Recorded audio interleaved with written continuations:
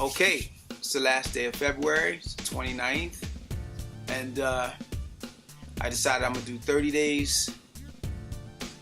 30 days of talking about Discombobulatorbubalator and related things for 30 years of the birth of Discombobulatorbubalator, the month that I actually took records and put them in the record stores for people to purchase.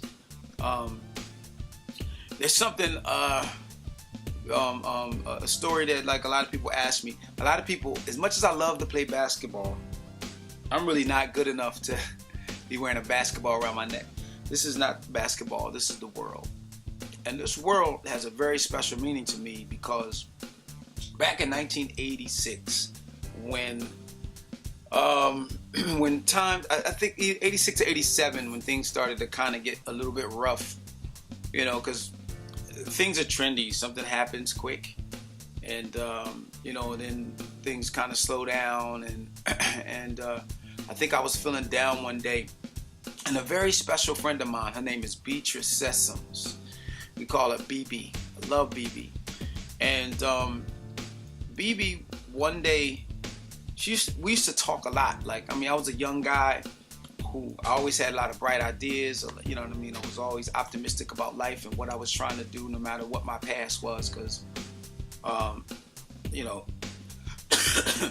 I came from a childhood that I felt as though was real ugly, put down a lot, told I wasn't going to make it, wasn't going to be anything. And so BB was a rare person to me because she is a person that's, she won't allow you to have an excuse for anything. Like, and it's funny because I've adapted that same type of mentality. Like, she will not allow you to say you can't. You know what I mean? She's gonna make you analyze what you're talking about, what you can't do, and by the end of the conversation, you're gonna believe that you can. And BB one day was looking at me, and I don't know, I must have said something, and I saw like a sparkle in her eye, and she just looked at me with a glint and said, "You are going to go around the world one day."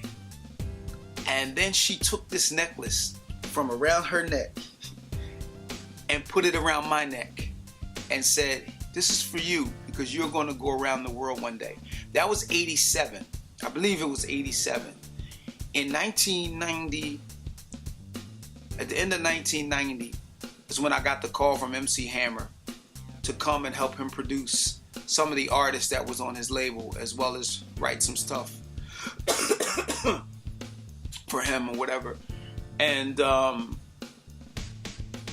Rocky 5 thing came into play, which is a whole nother story that you'll see. I have a video out called "What Happened to Joey B. Ellis," and so that's on one of my YouTube channels. I don't know right offhand, but it talks about the whole thing and what happened with you know, the rise and fall of my time with MC Hammer. But the thing that was just crazy, I just remember being in another country and thinking back, BB told me this would happen. Like, that was like nuts. And you know, and I think that it's important to have people around you that believe in you and that can see a little bit further than you can, that you know, because a lot of what we do in our daily lives has a lot to do with how we look at things. Let's just say, for instance, let's say for instance you leave your house and you leave your wallet in your house, but you went to several places in that day and you believe that your wallet is actually lost. So that is the worst case scenario for your wallet in that situation. So what your mind says is, this is the worst case scenario. So your whole day gone until you get back to your house. You're a nervous wreck. You're feeling bad. You're feeling upset. You're thinking about the new license you got to get, the new credit card you got to cancel, all the things you have to do as a result of losing your wallet. But the interesting thing is you didn't lose your wallet.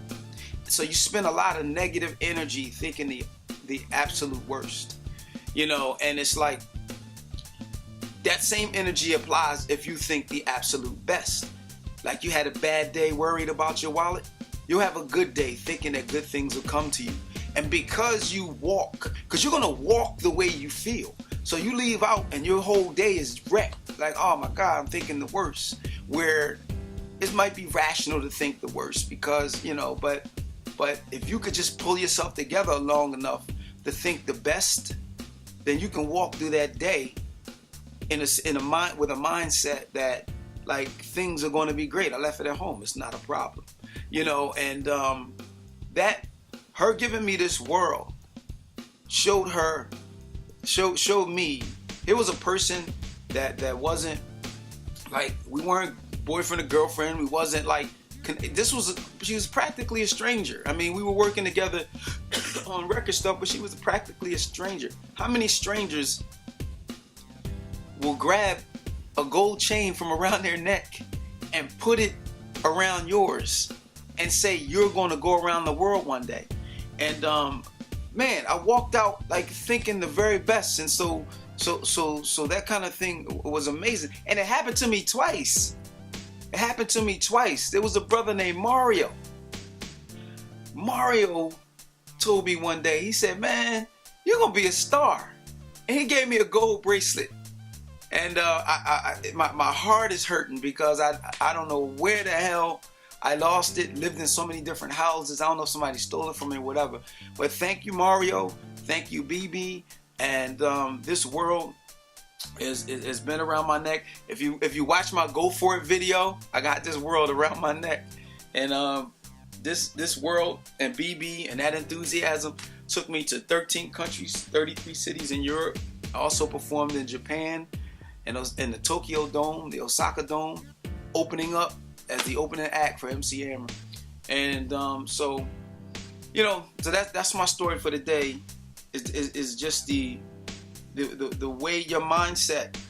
If you don't have people around you to push you in a positive light, and then you carry yourself in a positive way.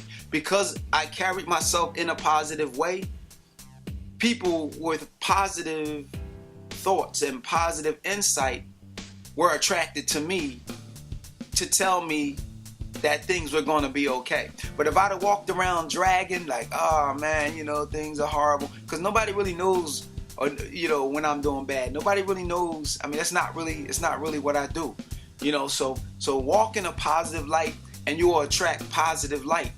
And you know, that's my philosophy for the day. Thanks for everybody who's been watching these videos. I know they're pretty lengthy. And like I said, this will be the last time that I'll do this. I'm going to try to find footage from my 20th anniversary.